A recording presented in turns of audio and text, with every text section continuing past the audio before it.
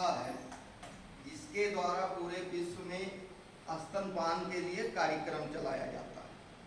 मतलब जो महिला बच्चा पैदा होने के बाद बच्चों को दूध पिलाती है। अब और इसको हर साल अगस्त महीने के प्रथम सप्ताह में मनाया जाता है।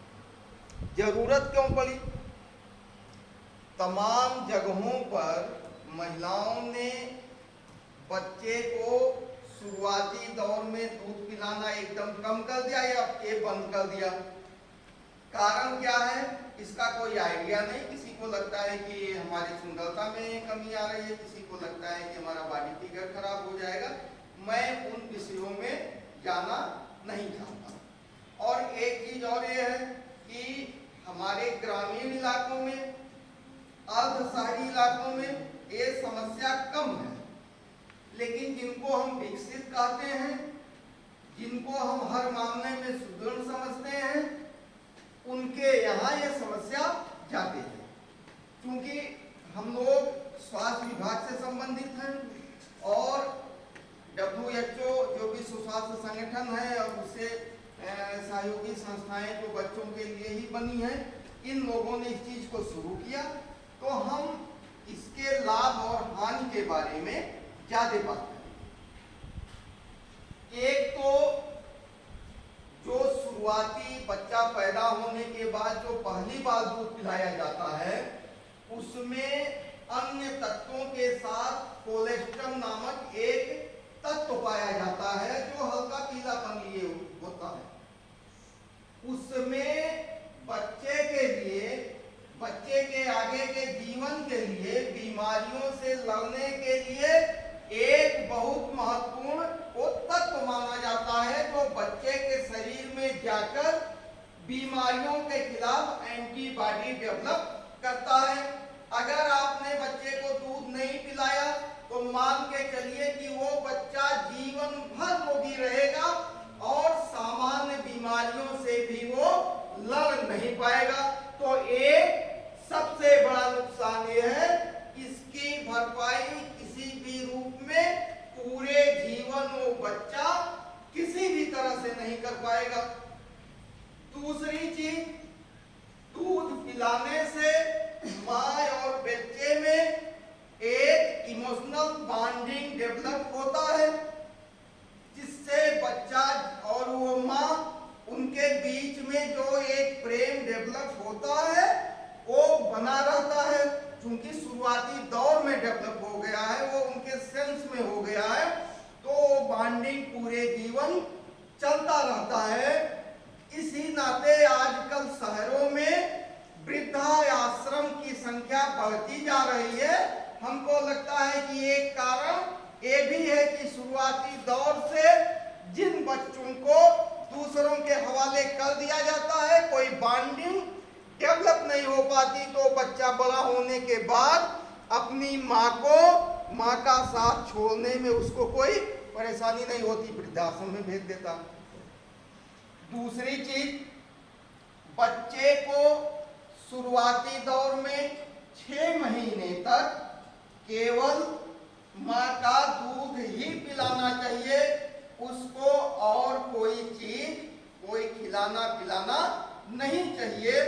माँ का दूध सर्वोत्तम आहार होता है और बच्चे की सभी जरूरतों को पूरा करने के लिए पर्याप्त होता है।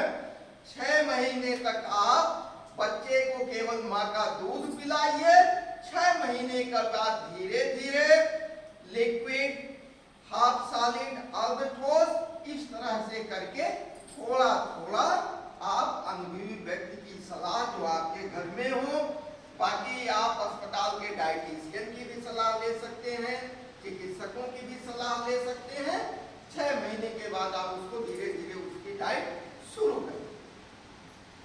अब अगर जो माँ बच्चे को दूध नहीं पिलाती है, क्या नुकसान हो सकता है?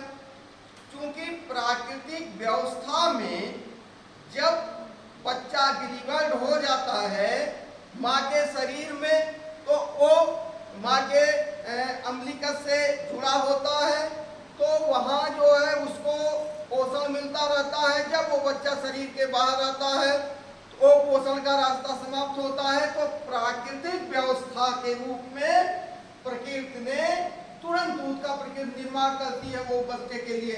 आपने दूध नहीं पिलाया, वो दूध वहां सूख गया, तो निश्चित मान के चलिए कि भविष्य में आप स्तन कैंसर, जो महिलाओं में एक बहुत ज्यादा बढ़ती हुई बीमारी है, ब्रेस्ट कैंसर के रूप में डेवलप हो रही, तो ब्रेस्ट कैंसर का डेवलप होना, उसका एक कारण ये भी है कि आपके शरीर में जो दूध जम जाता है वो जो है ब्रेस्ट कैंसर के होने में वो रोल अदा करता है, यानी बढ़ावा देता है। तो आप ब्रेस्ट फीडिंग करके महिलाएं जो है ब्रेस्ट कैंसर, स्तन कैंसर से भी बची रह सकती हैं, और तमाम तरह की बीमारियां जो है भी होती हैं अगर आप ये काम नहीं करते हैं। दूसरा, मेरा निजी तौर पे मानना है कि ब्रेस्ट फीडिंग रोकने की जगह पे ब्रेस्ट फीडिंग करवाना आपके फिगर को बेहतर कर सकता है, आपके चेहरे को का ग्लो बढ़ा सकता है, क्योंकि कोई भी माँ अपने बच्चे को दूध पिलाते वक्त हमको लगता है कि वो काफी प्रसन्नता का अनुभव करती होगी, काफी खुशी उसको मिलती होगी, तो ये चीजें उनके चेहरे को और बेहतर बनाने में मदद करेंगी। एक चीज मैं और करना चाहता हूँ, जिसको आप लोग अपने समाज में, अपने परिवार में इस चीज को आगे बढ़ाइए। तमाम महिलाएं लेटकर बच्चों को दूध पिलाती हैं, वो दूध वो उनके कान वाले रास्ते में भी आगे बढ़ने लगता है और रुक जाता है। तमाम बच्चे अस्पतालों में आते हैं जिनका कान बहता है, छोटे बच्चों का, तो उसमें सबसे महत्वपूर्ण कारण ये है कि आप जो माँ बच्चे को लिटा के दूध पिलाएगी, तो दूध उसके आहार नाल और मुंह के साथ साथ, क्योंकि यहाँ से जो है हमारा नाक कान गला सब सटा हुआ है, वहाँ गले से ही जो है वहाँ चेंजेस है, तो वो कान वाले रास्ते में चला जाता है, वहाँ डिपॉजिट हो जाता है, रुक जाता है, बाद में वो वहाँ के इंफेक्शन होता है, हड्डियों को गलाने का काम करता है, और फिर वो मवाद कान के रास्ते बाहर आता है। तो मेरी आप लोगों से अपील है कि आप लोग बच्चा पैदा होने के बाद तुरंत से ही स्तनपान को बढ़ावा दीजिए। अगर माँ किसी तरह से अवॉइड करती है तो उसको अच्छी बात समझाइए।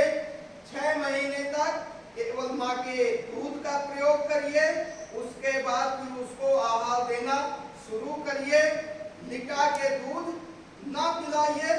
आप लोगों का बहुत बहुत धन्यवाद। जय हिंद।